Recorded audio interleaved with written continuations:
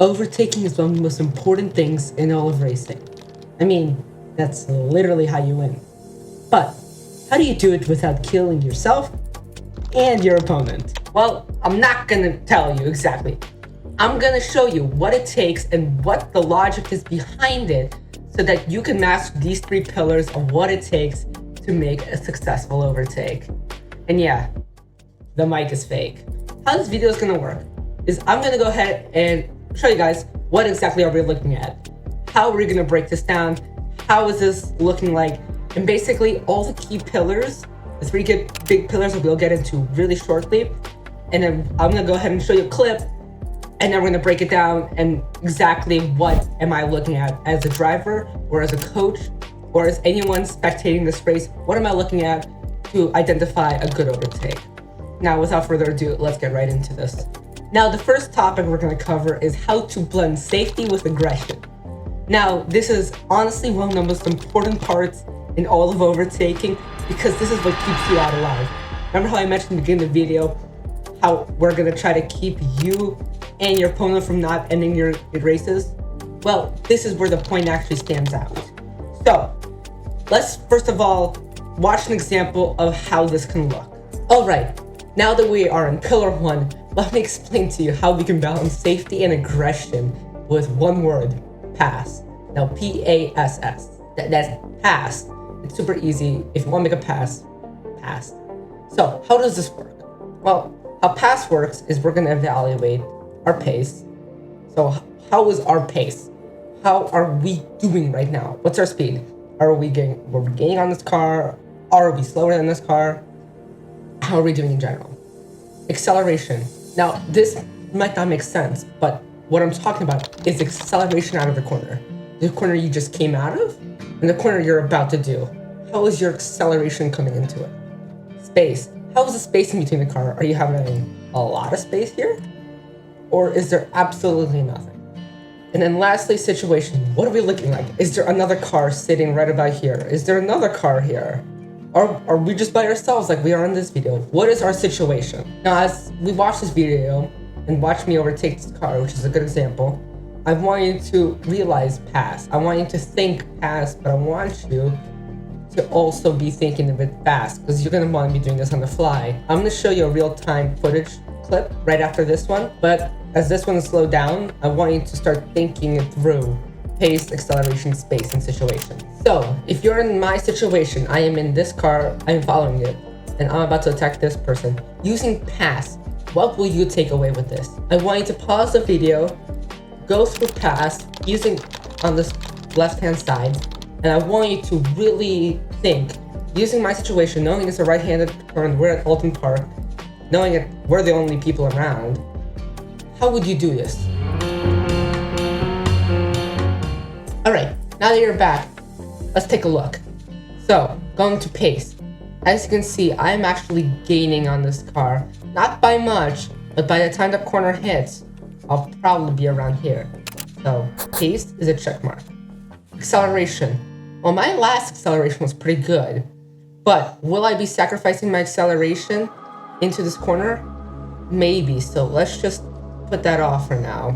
Acceleration into the next corner, we don't have to quite decide quite yet. Space. Spacing looks good. I have plenty of space on this side, and if he decides to do one of these, I can always pull up on his left side right there. So overall, spacing is very good. Situationally wise, there is nothing around us. The next 2 cars are battling all the way up there. That is like a second away, which I don't have to really be concerned about when making this Artex. Situation is also a check.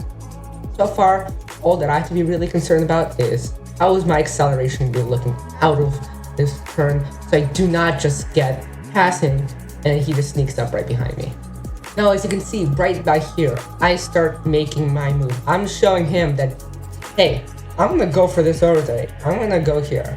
I've already made that decision. My acceleration, I have now evaluated that I am good on acceleration. My acceleration out of this corner will be good if I can maintain my line. Now what he can do is he can actually come across. I am still a solid distance away from him. He can still have the time to cut me across, but I also know that space is really well evaluated here. and I can always then come back and go on the outside line. So what I want you to be thinking at this point in pass is, alrighty, now I just gotta keep it safe. I got the acceleration, I've got the aggressiveness, I wanna make this overtake happen. But safety-wise, you really wanna be focusing on the last two S's, and these top two are all about your aggression.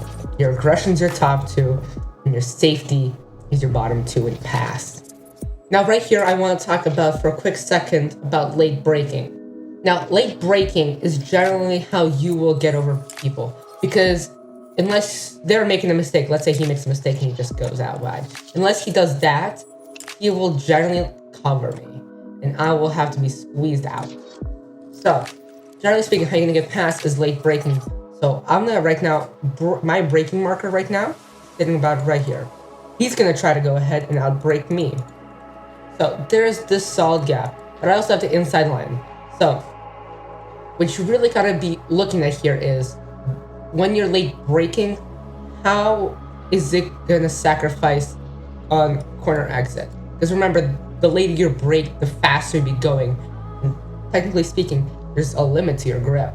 And so you will be sacrificing your line all the way up here, where these two cars are right now sitting, because of stuff you did right here.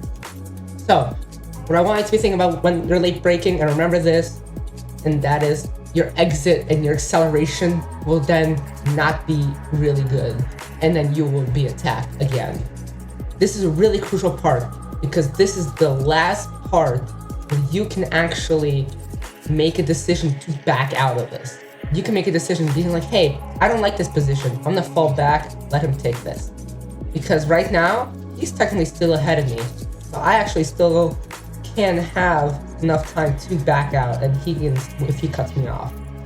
Now, when you're in this situation, I really want you to be thinking ahead of time. I really, really, really want you to be thinking, how is my acceleration out of my corner going to be looking like? How, maybe not like right now, but if I hold off right now, can I make the pass maybe on the next straightaway or something like that? When evaluating overtakes, I really, really want you to be focusing on the acceleration out of the corners and how it's going to be looking like for the future move. Now, as you can see, I continue gaining, and I do not go to my last ditch effort. Now, I'm basically side by side with him. But I also noticed that he is going to go ahead and actually start cutting me off, which will make me have to go take a bit of a shorter cut. So, right now we have our pace fixed, acceleration fixed, spacing fixed, and our situation is perfect. We have all four, and now, as you can see, we have made the pass. Now, there is a tiny bit of a ding here, as I am on the maximum grip here. I am like fully turning my wheel. My wheel is pointed here, but my car is going this way, and he right now has a better grip because he took an outside line, and will start following out. But overall, the situation here is actually pretty good. The only problem, yeah, like I said, is that I'm going this way, he's going this way, we're gonna collide. But I'm already ahead at this point, and the only thing I can be concerned about is his front right wing, which, as you can start to see, I do nick. But no harm done. Now I'm about to play a clip. It is gonna be fast, it is from my left front suspension, but I do want you to be thinking, at this point, you have to make a decision on pass. Are you going to make the pass? So, using this real time, I want you to rewatch this as many times as you can, if you want to, on if you're going to make the pass using this real time speed. If you are not comfortable evaluating this position-wise, maybe you should really consider your overtakes and get to a point where right now you are comfortable making this evaluation at this speed. Now it's time to play the clip. Remember, feel free to watch this as many times as you want to evaluate past and see your speed in processing and thinking. So right here, this is the part where, like I said before, I'm making my decision. I see the space, I evaluate it, and there's the full right side right here. I go ahead and I make my move. I initiate the move and I evaluate. We got pace and we got space. Situational wise, I already know that. Now, like I said, I'm just questioning my acceleration. Right here, I noticed that he's braking a bit late in real time. You couldn't really see it in the slow motion. I see that he's braking right here, and my brake point is supposed to be right here. Right here, yep. And then that's a huge part right here where I can make a big gain. And then it's just common, me just trying to make the corner and not trying to slip out as I try to make the corner, and yep, acceleration is all fixed out. Now that is the real-time speed. Like I said, I want you to try to rewatch it as many times as you want to, or as many times as you need to make sure you're valuing paths correctly in a situation like this. Feel free to pause this video, go on iRacing, hop into a hosted session, hop into an official race, and try pass every single time you're overtaking. I will guarantee you that this will make you a better and safer driver by a long shot. Now here's a bad example of how we want to balance aggression and safety. Currently, as you can tell, we are at Circuit de Navarra, the new one in iRacing, in the Rain Master series in iRacing. Now I'm going to play this video slowly once again, like the last video, because I want to show you guys, the small little details that many people missed out most of the time. Now, as we come across, this is very slippery, so we are going to be sliding around a bit. Quick side note here, you can see that my opponent actually brakes along this line and turns in, while I'm here braking.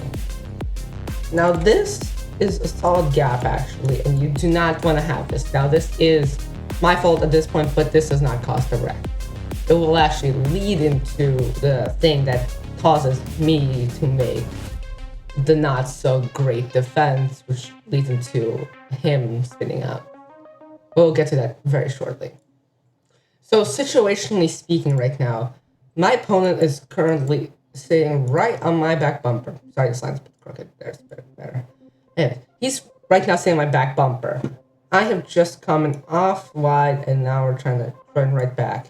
He's gonna stay right here, and we're gonna make it for this. I know it's not possible to see, but it's gonna be a right-handed turn soon. So what I want you to do right now is I want you to pause the video. Imagine you're going against me. You are this car right now. So what would you do to balance aggression and safety coming into this right-handed turn? Alrighty, now that you got your answer, let's see what my opponent does. Now once again, it's pretty squiggly. I just came off the curbing right here, and so I will be a bit slidey.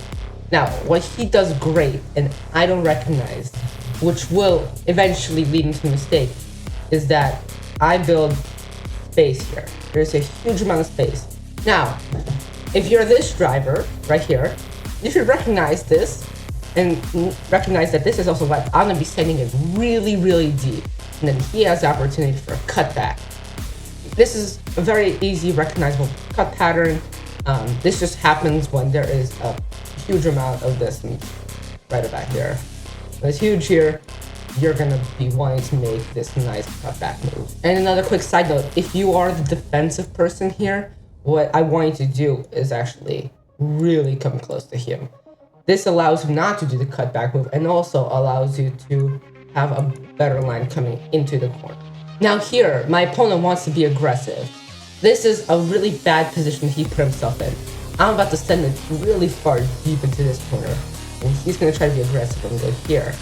But this is where the safety parts come in, and this is where his aggression overtook the safety. I'm going to stay right on this curbing, because I know he's going to want to do it, and I'm going to make him back up and stay right behind my bumper. So, as you can see, once again, I stay on this. Now, obviously, I'm going to fall back in. I'm not going to stay on this. I'm just going to fly back out. But he's still going to maintain the same switchback mentality. Now, his problem now is that he has overly aggressively attacked my position. My position being of this line. He has overly attacked it. He's now going to go for actually my original line, which obviously is a bad decision if you're me, but for him, it's actually perfect. And also, side note, the next one is going to be a left-handed turn. So we are setting up for a left-handed turn. I'm going to try to take the inside again. But going back to the old topic, he has sacrificed his own safety over his aggression. And this is why he's unable to back out when I spin. Now you can tell I have spun. Now, I'm obviously gonna try to save it and come back out. It's gonna be a bit of a spin, yeah. But because he is on the maximum record, he wants to go here. He wants to. But because he has been overly aggressive and does not understand my position, he is stuck going into my path. So now, when I try to save it, and yes, I do come a bit back on, but I turn him. Now this is a bit my fault, I did stay on the tower, but also, he was unable to recognize I spun and unable to do anything about it because he was overly aggressive and sacrificed his own safety.